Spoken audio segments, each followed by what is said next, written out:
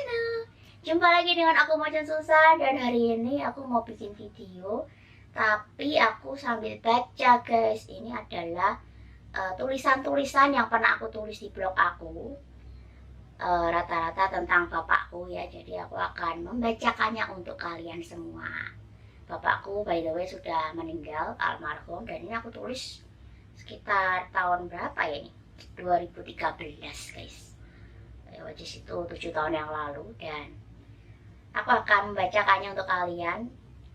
Ini adalah foto ayahku ya, foto bapakku. Puji Tuhan, hari ini aku mendapat hadiah pulsa dari sebuah giveaway yang diadakan teman menulisku di Facebook. Pulsa itu kuberikan pada bapakku yang di masa tuanya sering kesepian. Dan sejak punya handphone sendiri, beliau itu suka banget nelpon ya. Entah itu telepon saudaranya, untuk sekedar menyapa kabarnya gimana, atau telepon adikku yang waktu itu udah di luar kota. Kadang aku iri banget sama bapakku. Di usia lanjutnya, ia masih bisa bertemu dengan mantan cinta pertamanya.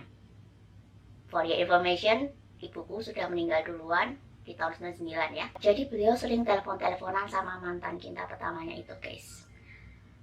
Sedangkan aku pacar aja belum punya. Waduh, curcol.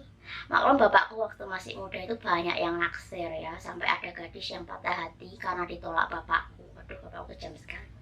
Hingga bunuh diri ketabrak dokar atlet. Delman ya, dokar tuh delman. Delman atlet itu artinya dokar yang mundur mengguring loh. Jadi pacarnya aku nenggone cewek yang suka sama bapakku tuh berdiri di depan, di belakangnya dokar itu, terus ditabrak ngono. Apa iso mati kan? Aduh, apa mungkin gara-gara itu aku susah punya pacar kali ya. Waduh, ini kayak karma gitu guys. Kadang waktu nonton TV bersama, apa yang lucu buatku tuh nggak lucu buat bapakku. Kadang beliau tuh nggak paham dengan apa yang ditonton. Selera orang memang beda-beda ya. Tapi kadang apa yang tidak lucu buatku malah lucu buat bapakku. Jadi aneh banget saudara ya. Dan setiap nonton TV, beliau tuh selalu cerewet ya. Selalu ngomentari gitu, terutama sinetron. Nek gak cocok be pikirannya bapakku langsung dikomentar. Oh, dungene apa? Nah, gak ono kudune bajigur. Dengan mengomentari setiap tayangan gitu. Jadi rame. Oh, gak ngrungokno TV-ne malah ngrungokno bapakku komentar. Ya, itulah sisi bapakku yang bikin kesel kadang-kadang, tapi aku tetap sayang sama bapakku. Kadang waktu aku sedang cuci piring di belakang, aku mendengar bapakku tertawa saat menonton TV aja itu buat aku lega. Waduh, bapakku sudah bisa seneng. Cuma nonton TV aja seneng. Aku sudah lega guys. Rumus suaranya seneng gitu kan. Itu menandakan bapakku masih hidup. Melihat bapakku sehat setelah terapi pengobatan TBC. Jadi pengobatan TB bapakku yang pertama itu berhasil. Dan pulih dari kecelakaan beberapa bulan yang lalu membuat aku lega. Aku perhatikan setiap perubahan cuaca, beliau gampang sekali kena flu. Kalau lagi enak-enak nonton TV, terus bapakku gabres, gabres, bersin gitu. Wah, ini mulai deh, ujung-ujungnya pasti kena flu. Gampang banget, masuk angin gitu loh. Kalau udah begitu pasti nafsu makannya langsung hilang. Aku sungguh cemas jika bapakku sakit sedikit saja. Kadang aku terlalu paranoid terhadap apa yang bapakku mau makan gitu. Jadi setiap mau makan makanan pemberian orang, entah kenapa aku selalu ngecek dulu gitu loh. Dengan cara mencium makanan itu. Baunya gimana, masih fresh apa enggak gitu. Bapakku suka nyimpan makanan, sedangkan aku tidak. Sedapat mungkin bagi aku makanan itu harus fresh, apalagi itu bapakku yang sudah tua ya. Sehingga setiap bapak punya makanan kayak roti atau buah gitu, yang disimpan agak lama mesti aku paling cerewet banget. Nggak boleh dimakan kok udah lewat dari 2 hari gitu. Aku khawatir banget kalau bapakku tuh sakit perut guys ya. Mungkin aku terkesan lebay, tapi sungguh aku takut terjadi sesuatu pada bapakku. Jika bapakku sakit, terutama sakit saat pengobatan TBC, aku benar-benar overprotective. Dan aku sangat memperhatikan jadwal minum obat bapakku. Karena obat TBC itu nggak boleh putus atau lupa atau nggak diminum. Jadi pokoknya harus teratur. Karena kalau obat TBC yang antibiotik itu kalau sampai lupa itu bisa ngulang dari awal lagi. Dan obatnya mesti dosisnya dinaikin. Karena minum obat TBC nggak boleh putus, aku catat di buku jadwal minum obat beserta aturan minumnya, beserta nama obatnya, karena aturan minumnya itu beda-beda guys. Susahnya lagi kalau pas hilang nafsu makan, padahal harus minum antibiotik, jadi harus sedikit dipaksa untuk makan.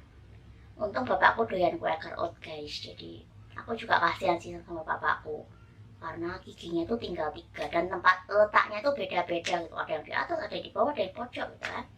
Jadi kalau mau makan dia tuh, kalau makan beliau tuh suka menelan langsung, jadi nggak pakai dikunyah.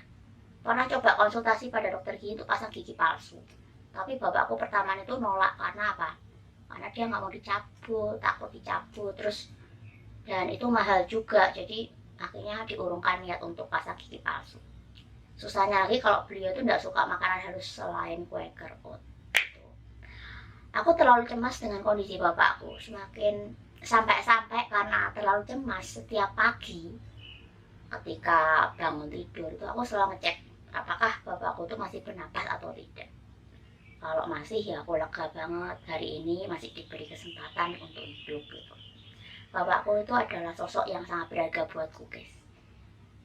By the way, aku itu dari kecil sampai aku sebesar ini, aku tuh nggak pernah dipukul sama bapakku. Jadi bapakku tuh nggak pernah molot tangan. Paling beliau marah tapi nggak sampai mukul gitu loh. Aku ingin bapakku tuh menikmati masa tuanya dengan santai. Aku tidak mengizinkan bapakku bekerja. Kadang aku ingin bapakku tuh duduk manis, makan, tidur, nonton TV aja.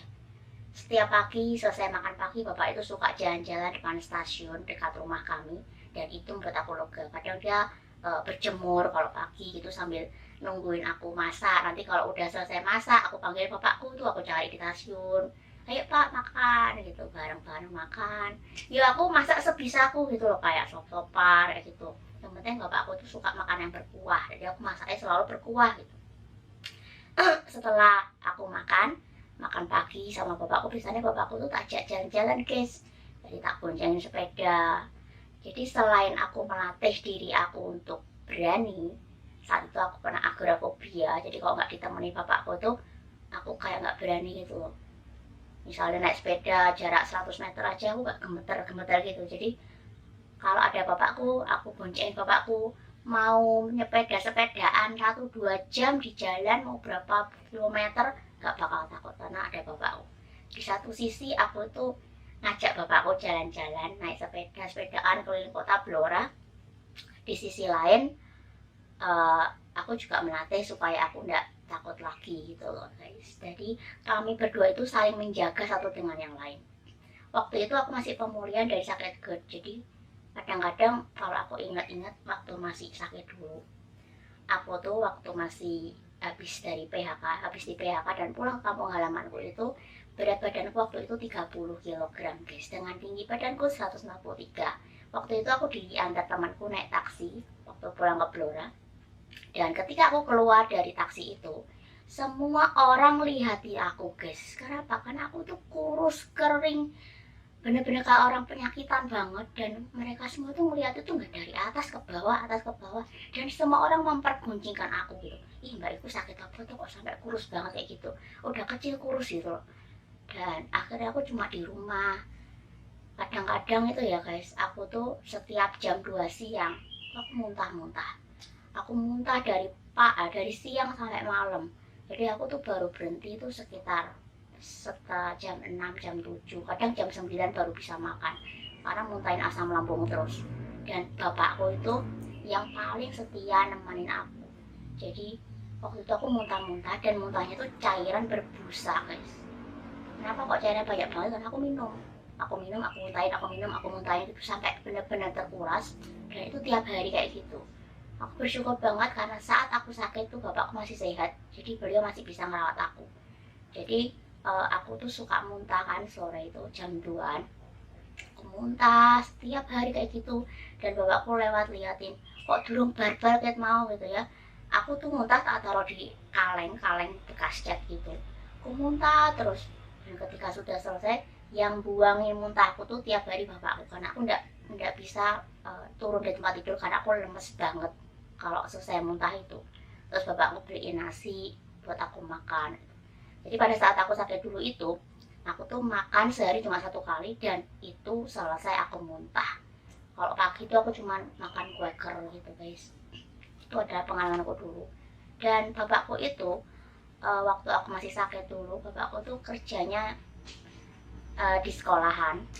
Waktu masih dia kerja di sekolahan, pulang dari sekolah dia masih kerja lagi, dia jadi tukang sapu di rumah tetanggaku yang punya Yan Oh, Yan itu sarang burung walet guys. Dan ketika itu aku kayak merasa kasihan kan, tapi aku nggak bisa bantuin. Dan biasanya kalau sudah sore gitu habis makan malam, bapakku tuh suka tidur di itu, jaga sarang burung. Jadi kalau setiap hari itu aku ditinggal bapakku terus. Kalau misalnya udah selesai, aku misalnya malam hari itu kira-kira jam 10 gitu, rumah itu udah dikunci semua. Jadi aku tuh dikunci dari luar guys, jadi aku nggak bisa keluar kalau nggak nunggu bapakku pulang. Kan lama-lama kan aku sendiri dikunci, aku jadi takut sendiri kan, waduh bapakku tuh ya nek pulang nek enggak aku kan dikunci terus itu. Akhirnya aku ngomong sama bapakku, Pak gak usah dikunci, biar aku aja yang kunci pintunya. Jadi pintuku di Blora itu gak pakai pintu kayak orang sekarang gitu, gak guys, tapi pintuku itu dari kayu jati yang tebalnya segini. Dan apa istilah cengkalawangnya itu ya, itu buat kunci lawang itu dari kayu yang panjangnya 1 meter dan lebarnya itu sekitar 10 cm. Jadi aku tuh di rumahku tuh pakai itu untuk kunci pintunya. Nah, jadi aku tiap hari itu membukain pintu untuk bapakku supaya aku nggak dikunci dari luar, aku yang bukain gitu. Bapakku mengunci aku, tujuannya bapakku supaya nggak ganggu aku, biar aku bisa tidur, biar aku nggak kebangun. Tapi aku nggak mau kayak gitu, takutnya nanti bapakku udah balik biar aku diganti di dalam kamar toh, di dalam rumah. Jadi aku nunggu bapakku tiap hari itu. Aku tiap jam 3 atau jam 4 itu aku sih kebangun, karena aku tahu itu langkah bapakku datang, dan aku tahu langkahnya itu seperti apa gitu loh. Jadi ketika bapakku baru nyampe di gerbang, jarak berapa meter aku denger gitu ya, bapakku udah mau pulang nih, langsung aku bangun dari tempat tidur dan bukain.